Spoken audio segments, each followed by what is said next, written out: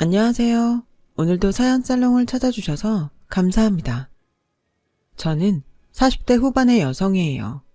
사람들은 각자 가진 측은지심이 있고 또 어떤 사람들은 그걸 이용하기도 하고 그래놓고 죄책감 하나 없기도 하고 그러더라고요. 제 예전 시댁 이야기를 해보려 합니다. 아빠는 제가 어릴 적 회사를 다니면서 열심히 돈을 모아서 땅을 사서 건물을 지으셨어요. 그렇게 지은 건물을 팔고 또 다른 건물을 지으셨고 거기서 나오는 수입이 아빠 월급보다 많아지자 회사를 그만두셨어요. 저는 덕분에 큰 어려움 없이 학창시절을 보냈어요. 성격도 원만해서 친구들하고도 잘 지냈고 크게 상처받는 일 없이 자랐죠. 친구들하고 다툼이나 문제가 생겨도 금방 화해했어요. 그래서인지 애들도 저를 많이 따랐고 인기도 꽤 있는 편이었어요. 부모님은 성적 가지고 뭐라고 하는 분들이 아니었어요. 알아서 하고 나중에라도 하고 싶은 일이 생기면 열심히 하면 된다고 하셨어요. 그런 자유로운 분위기에서 즐겁게 지냈는데 고2 때 저랑 성적이 비슷했던 친구들이 점수가 오르는 걸 보니 저도 열심히 해야겠다는 생각이 들더라고요. 그때 저는 꿈이 있었던 것도 아니고 특별한 재주가 있었던 것도 아니었어요. 뭐가 되고 싶은지 진지하게 생각해 본 적도 없었죠. 그래도 공부를 잘해서 좋은 대학에 가면 나중에 뭘 하게 돼도 도움이 될 것 같았어요. 그때부터 친구들 다니는 학원도 끊고 애들이 시간표 짜서 공부하는 것도 따라했어요. 처음에는 무작정 남들이 하는 대로 했는데 공부도 하다 보니 저한테 맞는 계획을 찾게 되더라고요. 제가 그동안 체계적으로 해보지 않아서 잘 몰랐던 거였어요. 차근차근 공부를 하다 보니 성적도 오르고 전에는 지겹기만 하던 공부가 재미있어지더라고요. 등수가 잘 나오니까 제가 제 일을 잘했다는 생각에 뿌듯하고 보람도 있었고요. 저는 그때부터 성적을 올리기 시작해서 고3 때까지 유지했어요. 그 덕분에 좋은 대학에도 갔고요. 특별히 하고 싶었던 건 없었기 때문에 그냥 성적에 맞춰서 경제학과에 갔어요. 그랬는데 부모님이 굉장히 좋아하시더라고요. 우리 소영이가 나중에 아빠도 많이 도와줄 수 있겠다. 아빠가 경제 쪽 공부를 한 게 아니라서 물어볼 게 많아. 정말 잘했다. 너무 고생했어. 앞으로도 좋은 일만 있을 거야. 라며 용돈도 두둑히 주시고 선물도 사주셨어요. 엄마도 친구분들한테 자랑하며 엄청 기뻐하셨죠. 그 모습을 보니 제가 과를 잘 선택했다는 생각이 들었어요. 기왕 이렇게 된 거 정말 아빠한테 도움이 될 수 있게 해보자고 마음먹었죠. 저는 1학년 때부터 세무회계 자격시험 준비를 시작했어요. 어차피 하기로 한 거 조금이라도 빨리 시작하는 게 나을 것 같았어요. 찾아보니 공부할 게 꽤 되더라고요. 처음에는 혼자 책을 사다가 조금씩 용어들에 익숙해졌고 나중에는 학원을 다니며 본격적인 시험 공부를 했죠. 그래서 다른 애들보다 빨리 시험에 합격할 수 있었어요. 취직도 4학년 1학기 때 결정이 됐어요. 아빠의 조언대로 자산운용사의 시험을 봐서 2군데나 합격을 했죠. 그 중에서 부동산을 주로 하는 곳으로 갔어요.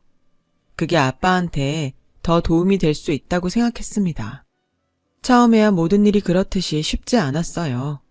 이론은 실전과 다르다고 책으로 배우기만 했던 것들과 현장에서 직접 겪으며 하는 일에는 차이도 있었어요.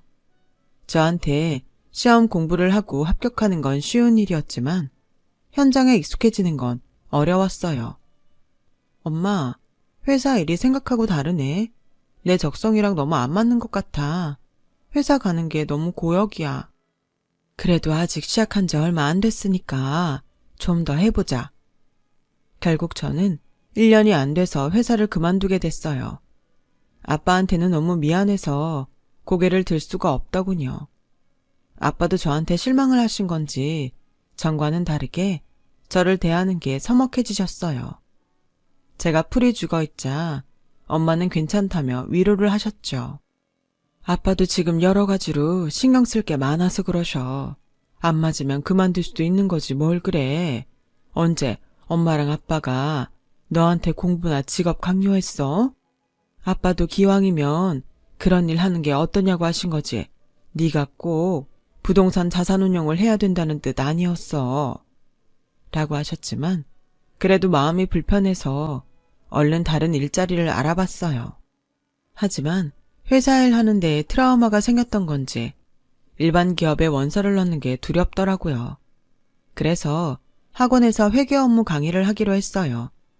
공부하고 시험 보는 거는 잘했으니 그건 가르칠 수 있을 것 같았어요. 다행히 학원 일은 할만했고 강의를 할수록 자신감도 붙었어요. 제가 공부한 노하우를 가르쳤더니 많이들 좋아하더라고요. 저보다 나이 많은 학생들도 꽤 있었는데 깍듯이 강사님이라고 불러주는 것도 기분이 괜찮았어요. 저는 그곳에서 남편을 만났어요. 그 사람도 저한테 배우는 나이 많은 학생이었어요. 저보다 5살이 많은데도 저에게 강사님이라고 하며 이것저것 물어보기도 많이 물어봤어요. 공부를 잘하는 편은 아니었지만 열심히 하는 모습이 보기 좋았어요. 그때 아빠와 관계가 서먹해져서 우울했던 마음을 그 남자를 만나고 위로를 받았어요. 조금 어수룩해 보이고 숫자에 약한 것도 색다른 매력으로 느껴질 정도였죠. 그 사람은 아버지가 일찍 돌아가시고 어머니하고만 산다고 했는데 그래서인지 어딘가 외로워 보이는 것처럼 느껴졌어요.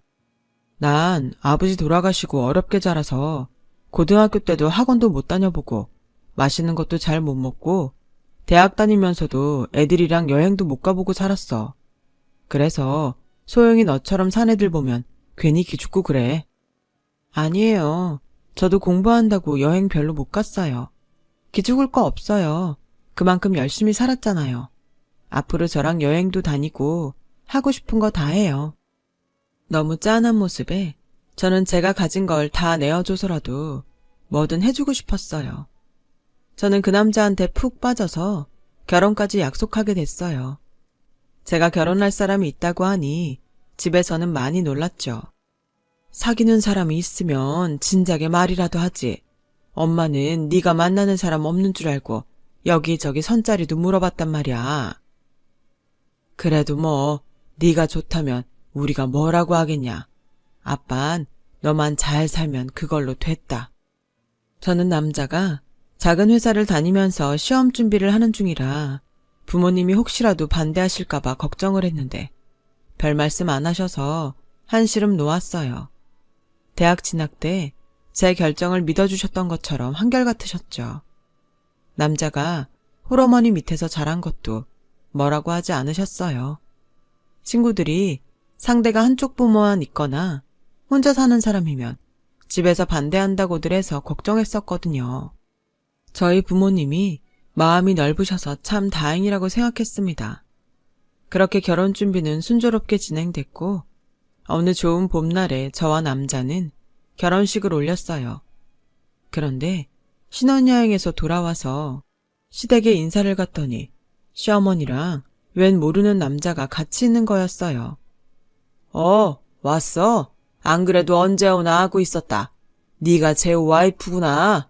진작에 봤었어야 하는데 그놈의 체면이 뭔지 참. 그 얘기 그만하기로 했잖아요. 지금 인사하면 되지. 니들 와서 절해. 저는 조용히 남편을 불러서 누군지 물어봤어요. 당신한테 미처 말을 못했는데 우리 결혼 준비할 때 엄마랑 같이 살게 된 분이셔. 새아버진 거지. 근데 당신도 바쁘고 장모님 장인어른도 바쁘신데 얘기하는 게 오히려 민폐일 것 같아서 천천히 말하려고 했어. 그래도 귀뜸이라도 해주지. 얼마나 놀랐는 줄 알아? 신혼여행 때도 아무 말도 안 했잖아. 알았으면 선물이라도 사오는 건데. 그런 거 신경 쓸까봐 말 안 한 거야. 안 그래도 당신 나랑 엄마 거 산다고 돈 많이 썼잖아. 라며 제 생각을 해주는 남편을 보니 놀랐던 마음이 풀렸고 그럴 수도 있겠다는 생각이 들었어요. 얘, 놀랬니? 미리 말 못해서 미안하다. 그게 좀 쑥스러워서 말이야. 이해 좀 해줘. 아니에요, 어머니. 재훈이 무슨 흉이라고요. 괜찮아요. 처음엔 좀 당황했는데요. 오히려 당당하신 게 더 보기 좋은 것 같아요. 그렇게 생각해주니 고맙다. 마음이 좀 놓이는구나. 그날은 그렇게 별 문제 없이 지나갔고 저희의 신혼생활이 시작됐어요. 남편은 여전히 회사를 다니면서 자격증을 따려고 공부를 했죠. 지금은 일반 사무직이지만 자격증이 생기면 부서를 옮기거나 이직을 해서 봉급도 더 받고 싶다고 했어요. 하지만 남편은 좀처럼 성적이 오르지 않았고 시험도 여러 차례 떨어졌어요. 나 그동안 시험 떨어진 것만도 4번인데 이번에도 안 되면 정말 힘들 것 같아. 그래서 말인데 차라리 내 일을 해보고 싶어. 그러면 굳이 시험 안 봐도 될 것 같고 재무 상태는 당신이 체크해줘도 되잖아. 글쎄, 무슨 일인지는 정한 거야? 사업하는 게 쉬운 일이 아니잖아. 좀 더 생각해보고 결정하면 안 돼? 라고 했지만 남편이 여러 차례 부탁하는 바람에 결국은 그러자고 했어요. 그것도 그럴 게 나이도 있는데 언제까지 시험만 보고 있을 수 없었으니까요. 또 회사도 계속 다닐 수 있다는 보장도 없었고요. 나중에 하게 될 사업 조금 미리 시작하는 셈 치자 했죠. 하지만 남편이 모아놓은 돈만으로는 자금이 부족했어요. 그래서 제가 들어놓았던 적금이랑 결혼할 때 부모님이 주셨던 비상금까지 털어서 남편에게 줬어요.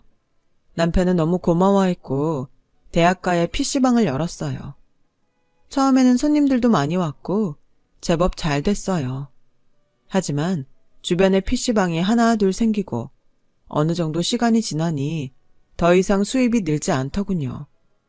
남편은 자꾸 돈을 까먹었고 제 돈은커녕 은행에서 빌린 돈도 갚기 어려워졌어요. 제가 몇 차례나 대출이자를 대신 내주기도 했죠. 내가 생각해봤는데 이게 대단히 잘 될 일은 아닌 것 같아. 알아보니까 동대문에서 옷을 떼다가 해외로 수출하는 게 꽤 괜찮대. 그게 PC방보다 더 잘 벌 것 같아. 나 자신 있어. PC방 할 때도 그렇게 말했잖아. 자꾸 이것저것 하는 것보다 한 가지 꾸준히 하는 게 낫지 않겠어? 아니야, 이번엔 진짜 달라. 내가 이거는 꼭 성공시킬게. 그러니까 나 한 번만 더 도와주라. 이렇게 부탁할게. 라는 간곡한 말에 저는 다시 넘어가고 말았어요. 그때는 저도 돈이 많지 않아서 어쩔 수 없이 친정에 빌려야 했어요. 부모님은 남편이 사업한다니까 두말 않고 돈을 내주셨어요. 정말 고마워, 엄마. 아빠한테도 감사하다고 전해줘. 이 돈은 내가 어떻게든 꼭 갚을게. 됐어, 괜찮아. 근데 걱정이 안 되는 건 아니야. 사실 요새 경기가 어떻게 될지 모르잖아. 친정 부모님은 혹시라도 저와 남편이 어려움을 겪게 될까봐 걱정을 많이 하셨어요. 당연한 거지만요. 저는 부모님 걱정 끼치지 않게 잘해야겠다고 다짐했죠. 하지만 그러고도 몇 차례 더 돈을 빌려야 했어요. 남편이 예상보다 초기 자금이 더 들어갔다고 자금이 부족하다고 해서 저도 어쩔 수 없이 부모님께 부탁을 했죠. 저는 처음 부모님께 약속한 대로 돈을 갚기 위해 학원 강의도 더 열심히 했고 강의 시간을 늘려달라고 하면 주저없이 그러겠다고 했어요. 하지만 남편의 사업은 좀처럼 자리가 잡히질 않았어요. 내가 처음 하는 일이다 보니까 그런 것 같아. 예산도 계속 초과가 되네. 돈이 좀 더 필요한데 한 번만 더 해줄 수 없을까? 나도 염치 없는 거 아는데 부탁할게. 정말 미안해. 이제 나도 정말 힘들어. 더는 어렵다고. 이제 나한테만 기대지 말고 당신이 좀 해결해봐. 라고는 했지만 남편이 축 처진 걸 보면 그게 너무 안 돼서 또 돈을 해주게 되더군요. 하지만 친정도 아빠가 새로 짓는 건물 부지에 문제가 생기면서 경제적으로 어려움을 겪고 있었어요. 더는 손 벌리면 안 되겠다 싶어서 이런저런 방법으로 대출을 받아서 남편에게 줬거든요. 남편이 사업을 하러 나가서 사람들한테 대접받길 바랬던 거예요. 그래도 남편 사업은 제자리 걸음이었고, 그러는 사이 친정 아빠가 갑자기 돌아가셨어요. 소영아, 어떡하니? 아빠가 짓고 있던 건물이 다른 사람한테 넘어갔대. 뭐? 그럼 빚은 어떻게 해야 돼? 이게 갑자기 다 무슨 일이야? 정말 하늘이 무너지는 것 같았어요. 엄마와 같이 장례식장에서 펑펑 울기만 하는데 이상하게도 시댁 식구들이 아무도 보이질 않더라고요. 남편한테 아무리 전화를 해도 통화가 되지 않아서 집에 갔더니 남편이 들어온 흔적이 없었어요. 그래서 시댁에 가봤더니 마침 외출을 하려는 시부모님과 마주쳤어요. 시어머니는 빨간 립스틱에 화려한 화장을 하고 있었고 새 시아버지도 전과 다르게 부티가 나는 차림을 하고 있었어요. 어머님, 아버님, 저희 아빠 돌아가셨다는 거 못 들으셨어요? 제가 엊그제도 전화했었잖아요. 어디 가시는 거예요? 일하는 아줌마한테 들었어. 근데 우리도 급한 볼 일이 있어서 어쩌니? 정말 중요한 약속이거든. 죽은 사람은 어쩔 수 없잖아. 산 사람들은 살아야지. 아니, 그리고 우리 볼일 끝나면 들릴 텐데 그새를 못 참고 여기까지 찾아온 거야? 어머니, 다른 일도 아니고 저희 아버지가 돌아가신 거잖아요. 그런데 이 사람도 연락이 안 되고 아무도 안 오시니 당연히 찾아보죠. 재우 사업하는 애잖아. 일하느라 바쁘니까 연락이 안 되겠지. 넌 아빠도 사업하는 집에서 자란 애가 어떻게 그런 걸 몰라? 아무리 그래도 집안 어른이 돌아가셨잖아요. 그 사람한테 장인어른이잖아요. 제 아버지요. 어머니도 그렇게 말씀하시면 안 되죠. 얘 좀 봐. 너 지금 나한테 큰 소리 치는 거야? 니네 집에서 돈 좀 줬으니까 알아서 기어라 그러는 거냐? 너희 친정 지금 빈털털이 돼서 별 볼 일 없는 거 다 알아. 그런데도 부자 행세하면서 대접받고 싶은 거니? 라는 말에 저는 너무 큰 충격을 받았어요. 어떻게든 남편을 만나야겠다는 생각이 들어서 장례식장에 엄마만 두고 집 앞에서 남편을 기다렸어요. 밤 늦은 시간까지 코빼기도 보이지 않고 전화도 받지 않던 남편은 새벽이 돼서야 돌아왔더군요. 그것도 고급 외제 승용차를 타고 옆에 다른 여자까지 태우고서요. 여자는 저를 보더니 차에서 내려서 슬그머니 가버렸어요. 당신 이게 어떻게 된 거야? 우리 아빠 돌아가셨어. 내가 문자도 남기고 회사에 메모도 남겼는데 못 들었어? 일이 너무 바빠서 신경 쓸 틈이 없었어. 지금 준비하고 가면 되지? 라며 대수롭지 않게 말하는 남편한테 너무 화가 났어요. 차 옆에 저 여자는 누구야? 외제 승용차는 뭐고? 한 번도 본 적 없던 건데? 라고 했더니 오히려 자기가 화를 내며 거래처 사람이고 사업에 필요하니까 빌려서 타고 다니는 거야. 지금 그런 거 따질 정신이 있어? 아버지 죽었다고 말로만 그러지 속은 멀쩡한가 보네. 라더니 대문을 쾅 닫고 들어가 버리더라고요. 그리고는 다시 밖으로 나오지 않았어요. 저는 그제야 뭔가 잘못됐다는 걸 깨달았어요. 장례식장으로 돌아온 저는 분을 참으며 있었어요. 엄마도 아무 말 없이 계셨죠. 장례를 마치고 엄마는 남은 재산을 정리했어요. 갚아야 할 걸 갚고 남길 걸 남기고 저와 같이 살 조그만 집을 마련했어요. 그 사이 남편과 시어머니는 이혼 서류를 들고 저를 찾아왔어요. 부부란 게 서로 도움이 되는 관계여야 원만하게 살 수 있는 거야. 이렇게 한쪽이 기울면 피곤해져. 너 벌써 남편한테 잔소리도 했다며? 사업하느라 만나는 사람한테 저 여자 뭐냐고 하고. 그게 할 소리니? 더는 입 아프게 말 안 해도 되겠지? 재우랑 잘 끝내고 너도 새 출발해라. 라며 시어머니는 먼저 자리를 떴고 남편은 우리 인연은 여기까지라고 생각하자. 당신이 오해해서 날 이상한 사람 취급한 거 내가 더는 문제 삼지 않을게.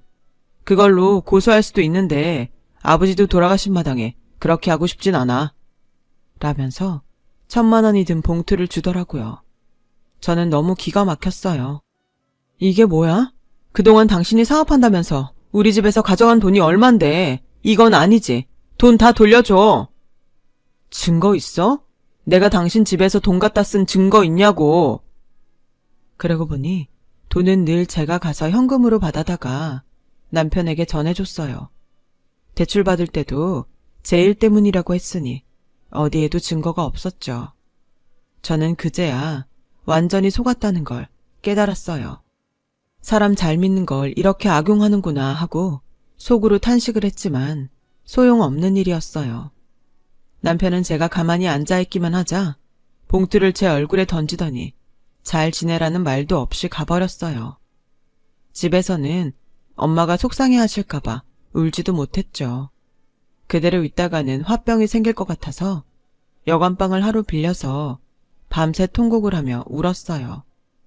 너무 분하고 제 자신이 한심하고 바보 같았어요. 어쨌든 저는 엄마와 살아야 했기에 다시 마음을 추스렸어요. 그리고 다시 학원에 나가서 열심히 강의를 했고 엄마도 보험 설계사를 시작하셨어요. 뒤늦게 일을 시작해서 어려운 게 많을 텐데도 그런 내색을 전혀 하지 않으셨어요. 잠도 제대로 못 자면서 밤 늦게까지 벌어도 매달 이자와 빚을 갚고 나면 얼마 남지 않았어요. 저는 괜찮았지만 엄마가 얼마나 힘들지 걱정이 되더라고요. 엄마는 그래도 우리가 지낼 수 있는 집도 있고 우리 아픈 데도 없잖아. 굶지 않고 사는 게 얼마나 다행이니? 라며 오히려 저를 격려하셨어요. 저와 엄마는 그렇게 1년을 억지로 버티듯이 살아냈어요. 그러던 어느 날 수도권 지역에 재개발을 한다는 뉴스가 떴어요. 아버지가 땅을 사둔 곳이었는데 돈이 안 돼서 엄마가 팔지 않았던 거였어요. 그런데 지금 부동산 개발회사와 얘기를 잘하면 꽤 돈을 받겠다는 생각이 들더라고요.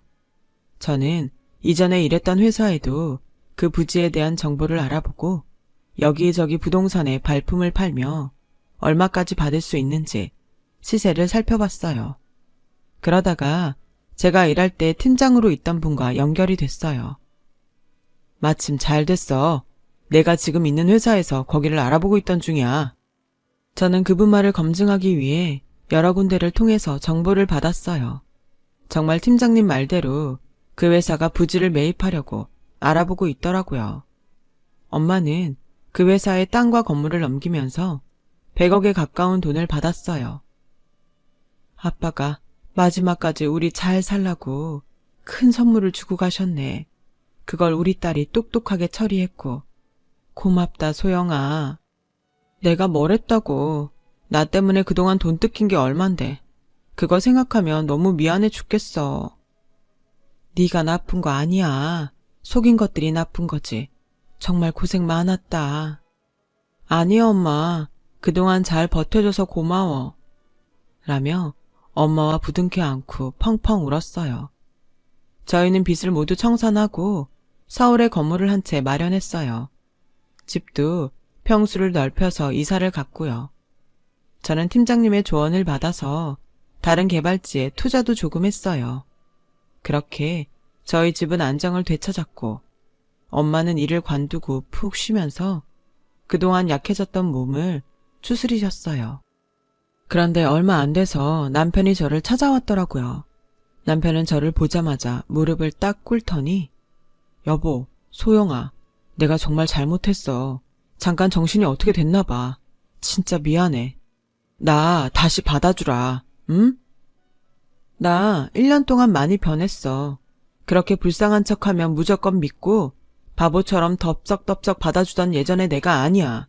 이제 와서 이런 당신의 행동을 내가 믿을 것 같아? 우리 집에 돈 생겼다는 말 어디서 듣고 와서 이러는 거잖아. 라며 차갑게 말했더니 남편 안색이 변하더군요. 제가 학원에서 가르쳤던 분이 남편이 우리 집 돈 벌었단 얘기를 들었다고 저한테 얘기해줘서 알고 있었거든요. 정말 뻔뻔하고 양심도 없네. 우리 집 돈 없다고 당신 부모랑 당신 어떻게 했는데? 아빠 장례식에 오지도 않았잖아. 그런 사람이 무슨 낯짝으로 다시 날 찾아와? 미안하긴 뭐가 미안하다는 거야. 또 돈 떨어지면 나 몰라라 안면 싹 바꿀 거면서. 내가 그때는 뭐에 씌웠었나 봐. 진짜 미안했어. 한 번만 봐줘. 자꾸 이러면 경찰 부를 거야? 어디 사람들 앞에서 망신 좀 당해볼래? 라고 했더니 어쩔 수 없이 가더군요. 그런데 다음 날에는 남자 어머니가 찾아오더라고요. 소영아, 아가, 우리가 정말 너한테 실수했다. 이렇게 제기할 수 있는데 몰라봤어. 부자는 망해도 3대는 산댔는데 내가 너무 과소평가했다. 다시 잘 지내보자. 그게 서로에게도 좋잖아. 아니요, 저한테 뭐가 좋은지 모르겠는데요. 그쪽이 돈이 있어요, 명예가 있어요. 당신네 같은 천박한 집안하고는 더 이상 상종하고 싶지 않네요. 라고 하자 시어머니는 제 손을 잡고 빌다시피 하더군요. 예, 정말 미안했다. 네가 서운했지? 그래, 네 맘 다 알아. 그러니 우리한테 기회를 줘. 그럼 우리 집 돈 한 푼도 못 건드려도 좋아? 당신들 우리 집 돈 번 거 알고 이러는 거잖아. 나한테 증거가 없다고 우리 돈도 안 갚았던 사람들이 이제 와서 미안하다고 하면 그 말이 믿어지겠어? 나 당신을 이러는 것도 일종의 협박이라고 고소할 수 있어요. 예, 정말 우리가 죽을 죄를 지었다. 이렇게 사과할게. 한 번만 더 기회를 줘. 와, 진짜 돈에 환장한 사람들이네. 돈 앞에선 자존심도 양심도 없는 댁 같은 사람들. 내가 소문 다 내서 망신 좀 당하게 해볼까? 라고 하자 그제야 어쩔 수 없다는 듯 가더라고요. 정말 사람이 어떻게 그렇게 뻔뻔할 수 있는지 모르겠어요. 알고 보니 새 시아버지는 혼인신고만 안 하고 같이 산 지 10년이 된 남자였어요. 남편은 홀어머니 밑에서 커서 없이 자란 것처럼 굴었지만 친척들 등지면서 할 거 다 하고 살았다고 하더라고요. 제가 사람을 너무 잘 믿어서 의심을 한 번도 안 했던 거예요. 그래도 20대에 그런 일 겪은 게 나중에 더 큰 일 당하지 말라고 액땜한 거라고 생각했어요. 그 일이 아니었으면 저는 너무 쉽게 이것저것 믿었을 거예요. 남편과 시댁은 그 이후로 연락을 끊었고 저는 5년 후에 좋은 남자와 재혼을 해서 지금까지 잘 살고 있어요. 예쁜 아들, 딸도 두었고요. 친정엄마도 여전히 건강히 잘 지내고 계세요. 젊을 때 나름 파란만장했던 일을 꺼내니 다시 눈물이 쏟아지네요. 긴 얘기 들어주신 여러분 정말 감사드려요. 힘드시더라도 참고 지내시면 꼭 좋은 날이 올 거예요. 늘 건강하고 행복하세요. 감사합니다. 여러분, 사연 댓글에 응원과 현명한 조언 부탁드려요. 좋아요와 구독은 저에게 큰 힘이 됩니다. 오늘도 좋은 일 가득하세요.